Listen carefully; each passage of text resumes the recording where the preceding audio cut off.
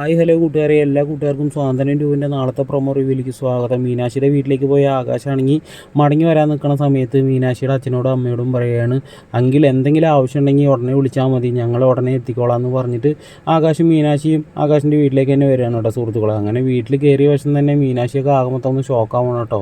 അയ്യോ, ഇന്ന് അച്ഛൻ്റെ പിറന്നാളിവിടെ നല്ല രീതിയിൽ ആഘോഷിച്ചിട്ടുണ്ടെന്നാണ് തോന്നണമെന്നൊക്കെ പറയുകയാണ് കേട്ടോ.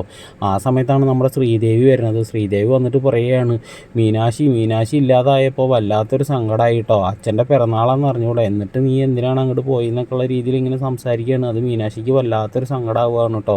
ബാലച്ചൻ്റെ പിറന്നാൾ ആദ്യമായിട്ടല്ലേ ഇവിടെ ആഘോഷിച്ചത്, അതിന് നിങ്ങളില്ലാതിരുന്നത് ഒരു വലിയൊരു കുറവ് തന്നെയാണെന്ന് പറയുകയാണ്. പിന്നീടാണെങ്കിൽ കിച്ചണിൽ വന്നിട്ടും ശ്രീദേവി മീനാക്ഷിനെ കുറ്റം പറഞ്ഞുകൊണ്ടേയിരിക്കുകയാണ്. എന്നാലും എൻ്റെ മീനു, ഇന്നലെ മീനു ഇല്ലാതിരുന്നത് വല്ലാത്തൊരു ചതിയായി പോയിട്ടാണ് ശ്രീദേവി മീനാക്ഷിനെ കുത്തി പറയുകയാണ് കേട്ടോ സുഹൃത്തുക്കളെ.